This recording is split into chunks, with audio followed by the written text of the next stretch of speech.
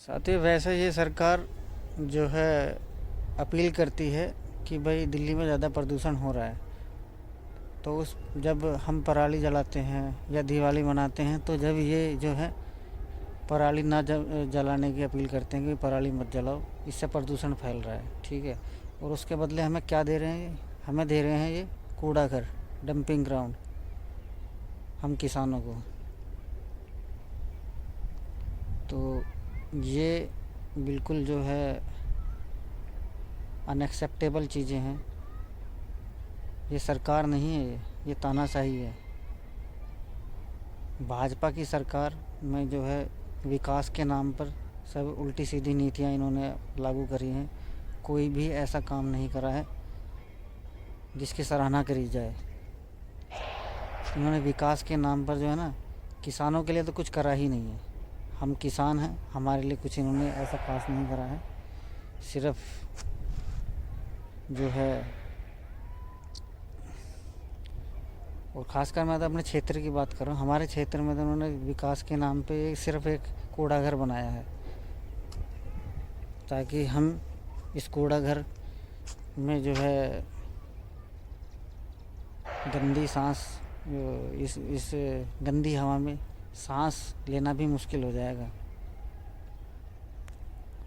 नमस्कार सभी साथियों को। ये आप मेरे पीछे कुछ आपको मैं जूम नहीं हो पा रहा है,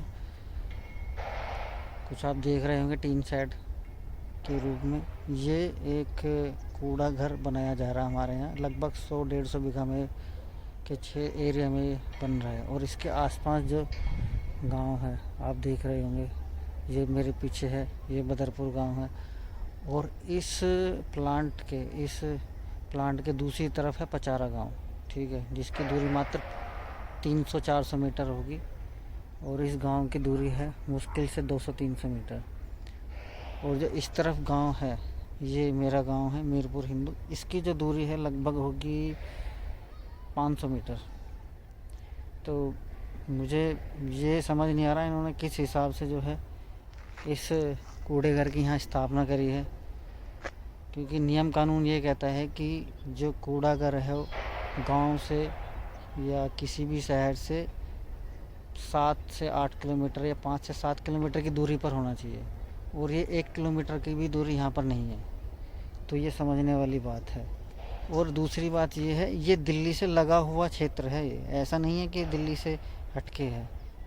ठीक है, दिल्ली से सटा हुआ क्षेत्र है। तो किस हिसाब से इन्होंने यहाँ इसको जो है स्थानांतरित करा है। और इसे पूरे ज़िला गाज़ियाबाद का कूड़ा आने वाला है। ऐसा नहीं है कि मतलब ये कोई छोटा मोटा प्लांट ये बना रहे हैं। इसको लगभग डेली का 2000-3000 टन तक का यहाँ पे कूड़ा इकट्ठा होने वाला है। तो जैसे गाजीपुर में बना हुआ है ना वो कूड़े का ढेर, पहाड़ जो बने हुए हैं, इस तरीके से यहाँ ये पहाड़ बन जाएगा। और जो ये मेरे आसपास आप देख रहे हो ना हरियाली खेतों में, ये सब हरियाली फिर यहाँ देखने को भी नहीं मिलेगी। यहाँ सिर्फ़ और सिर्फ देखने को मिलेगा चील, कौवे और जहरीली हवा, गंदी हवा और प्रदूषण। ठीक है, ये यहाँ पे देखने को मिलेगा। और जब भाजपा की सरकार यहाँ आई थी तो उन्होंने ऐसे मतलब वादे करे थे कि भाई हम यहाँ पे स्कूल कॉलेज बनाएंगे, हॉस्पिटल बनाएंगे, खेल के मैदान बनाएंगे, इस गांव को जो है डेवलप करेंगे, इस गांव का विकास करेंगे। वो विकास करने के तो छोड़े, इन्होंने इसको नरक बना दिया है। विकास तो क्या ही इन्होंने करा होगा, इस गांव को और नरक में धकेल दिया है। यहाँ के आसपास के जो सर्किल रेट है ना ज़मीन के, वो भी जो है और भी कम होते चले गए हैं। इसी वजह से यहाँ पे कोई नया प्रोजेक्ट नहीं है, कुछ भी नहीं है। वैसे दिल्ली एनसीआर में आती है ये जो सीमा है, ये दिल्ली एनसीआर में ये हमारा गांव आता है। तो सभी साथियों से, सभी जो इसके आसपास के 20 गांव हैं, सभी से मैं अपील करूंगा कि भैया इस आंदोलन में, इस मुहिम में अपना साथ दें, भागीदारी दें। और ज़्यादा से ज़्यादा मीरपुर गांव में, मीरपुर हिंदू में शिव मंदिर पे इकट्ठे हों। क्योंकि 26 तारीख इन्होंने इसकी डेट रखी है, जो इसका उद्घाटन जो ये करने वाले हैं 26 जनवरी। का ऐतिहासिक दिन उन्होंने जो है स्थापना इसकी करी है। तो मैं ये चाहूँगा कि ज़्यादा से ज़्यादा जो है इसमें इस आंदोलन में सहयोग करें। और ख़ासकर मैं उन युवाओं से अपील करना चाहूँगा जो युवा शक्ति है, उनको अब समय आ गया है अपने युवा जोश दिखाने का कि भैया ऐसे घर बैठने से काम नहीं चलेगा। ये आने वाली जनरेशन का सवाल है, ये हमारे विकास का सवाल है। ठीक है, तो आगे आए, घर से बाहर निकलें, तभी काम चलेगा। ऐसा नहीं है कि आप अगर अभी कोई नेता वीआईपी या कोई सेलिब्रिटी आ जाएगा तो आप सब लोग एकदम बिना बुलाए भाग के जाओगे। ठीक है, या कोई कॉन्सर्ट अगर हो रहा है जहाँ 5 से 10 हज़ार रुपये की टिकटें बिकती हैं, उन टिकटों को तो आप ख़रीद लोगे।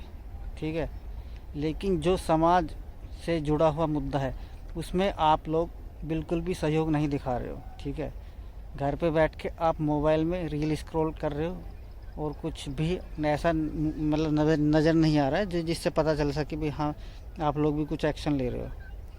ठीक है, तो सभी से यही रिक्वेस्ट है कि भैया यहाँ आएँ और जिस रूप में सहयोग दे सकता है सोशल मीडिया के थ्रू या धरना स्थल पर जाके जो है अपना सहयोग दे। धरना स्थल पर तो जाना ही जाना है। ठीक है, वहाँ 2000, 4000, 10,000 लोगों को तो इकट्ठा होना ही पड़ेगा। ऐसा नहीं है कि 150 लोगों के बैठने से हो जाएगा।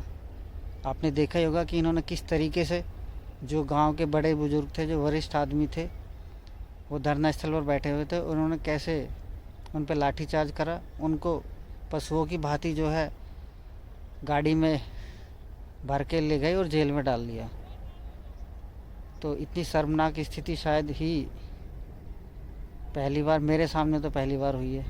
ठीक है, बाकी किसानों पर अत्याचार तो पहले से होते रहे हैं, लेकिन कोई सुधार कोई भी नहीं हुआ है।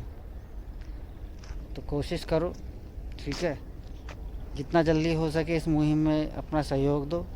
सब लोग इकट्ठे हो जाओ, एकत्रित हो जाओ। ठीक है, अब ये समय है एकजुट होने का। ये समय बात घर पे बैठ के बात बनाने का नहीं है। तो ठीक है, जय जवान जय किसान, धन्यवाद।